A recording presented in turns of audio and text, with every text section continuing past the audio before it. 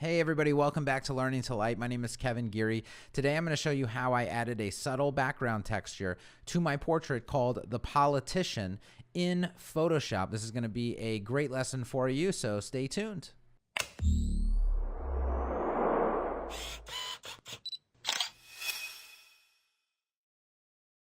All right, everybody, so we are back, and I got to turn off all these little notifications.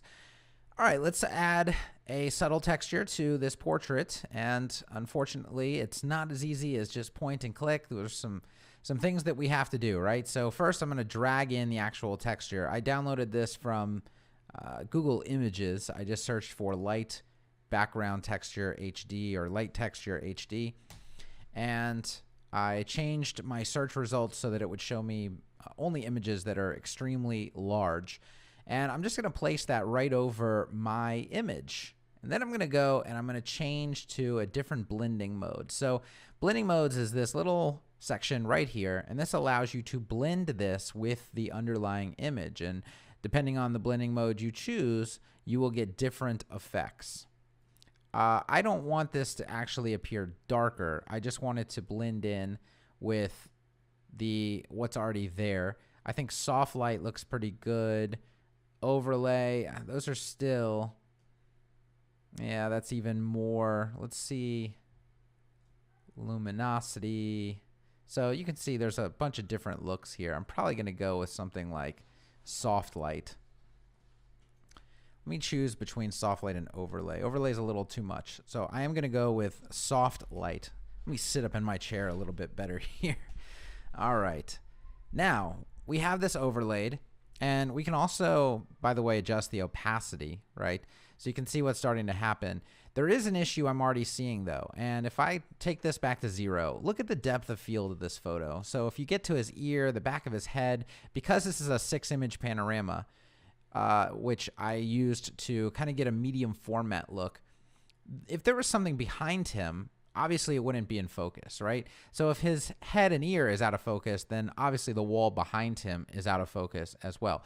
So I'm going to bring this opacity back up, and I am actually going to blur this. So we're going to go to Filter, Blur, Gaussian Blur, and I think I'm good kind of in that area there. So again, this is going to be a subtle texture.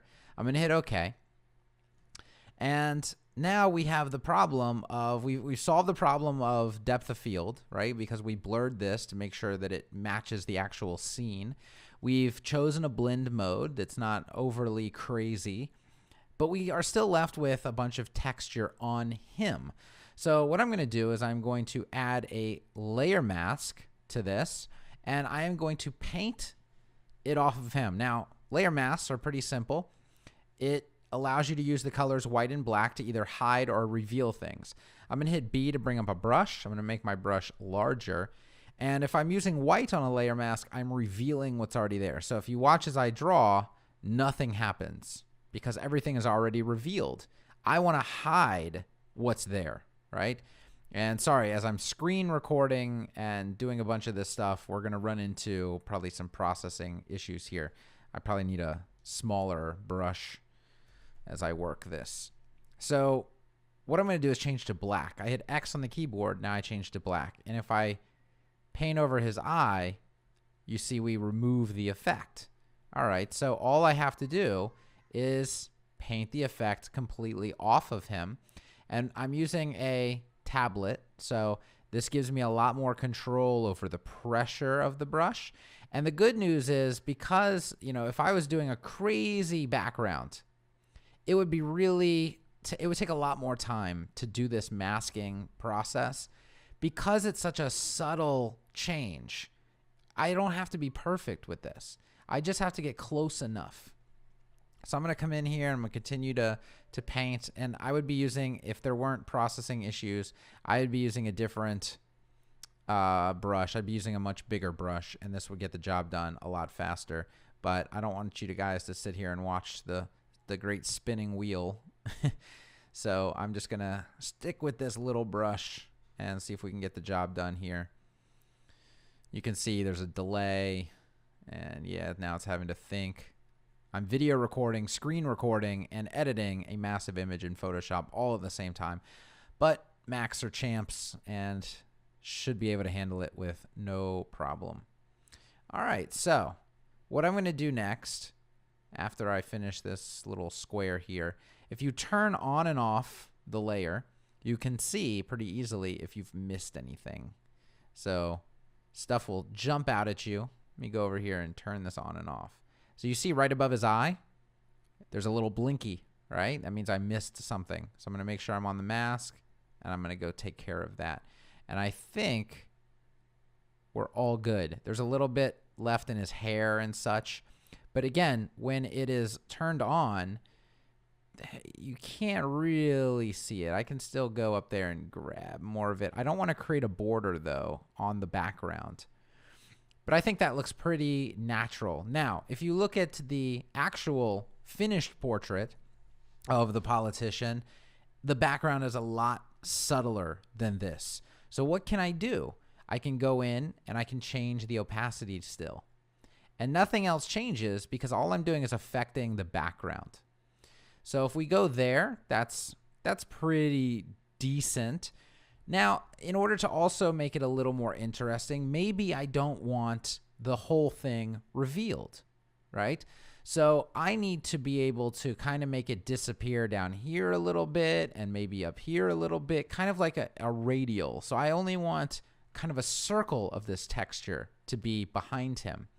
So in order to do that, because I already have a layer mask on here, I can't now add a radial mask to this. So I'm just going to create a group. I'm going to hit Shift Command G, and I'm going to group that with itself. Let's try that again. I guess it's not going to let me shift. It usually lets you, let me see if I can duplicate. Yeah, I can duplicate it. Can I group those two together? Yes. All right. So now I'm just going to turn that off. So if I do the group, I can then put a layer mask on the group, and this will mask everything in the group. And by the way, that duplicating of the layer, you see how the lightness changed? So let's say I did want it a little brighter than it was. I just duplicate it, and it's adding light, just because it's adding another light layer on top of it. And then I can change the opacity of that one. So I can really dial in also the brightness, and I kind of like that. We'll leave it there. But let me go back to the group and to the mask of the group. So when you're masking a group, it's masking everything that's in that group. So now I can add that radial mask to this. I'm going to go to the gradient tool, and I'm going to make sure the radial option is chosen. And if you watch as I draw, it is creating, we can see it over here, it is creating a circle of black, which is hiding, and the rest is going to be left white, which is showing. Now, I want the radial to be behind his head pretty much, so I'm going to start from his forehead, and I'm going to come down with it. And you can see that creates, and actually the mask is backwards, so I'm going to hit X, and I'm just going to draw it again. There you go. So it's going to leave the effect behind him, and it's going to delete the effect from the edges. Now, if I want to do that bigger, I can just drag it further, and you're going to see it comes out more. And I'm just, every time I do this, I'm not adding, I'm just replacing what's been done to the layer mask. So if I turn that on and off, well, that's turning the whole effect on and off.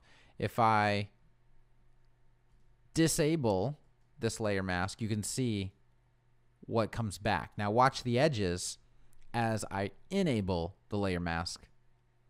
So it's making that subtly disappear towards the edges, and I'm just left with the texture behind him. So what I've done, let's just kind of review. We've added the texture. We changed the blending mode to soft light. We masked our subject so that the texture is not affecting them.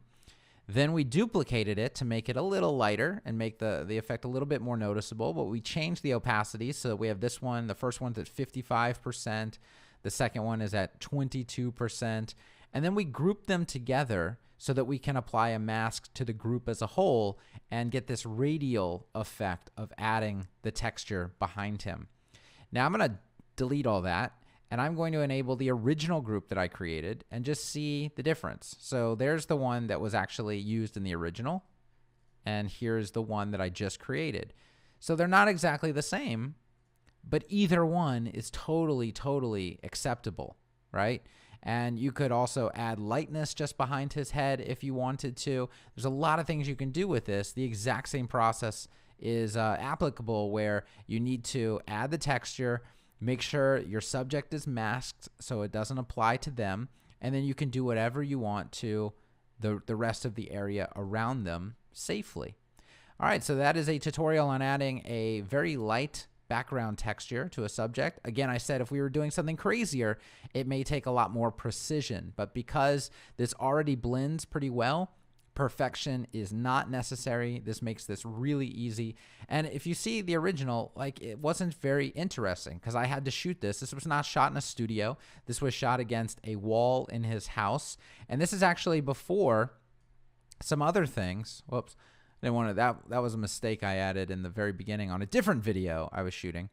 But you can't even see, I already had taken out like a light switch that was here, and there was a nail from something that was hanging on the wall before we took the picture. So I had already had to kind of clean up this background. And then I said, well, I can hide any other imperfections, and I can add a little bit of depth to this photo by adding that subtle background texture just like that. So you can see how this really, and it's kind of like a gritty portrait already. It just adds a little extra amount of grittiness to this photo and really ties everything together. So I hope you got a lot out of this. Definitely stay tuned. Subscribe to our channel. We've got a lot of great stuff coming at you. And check out what we've got going on over at learningtolight.com. Have a great day.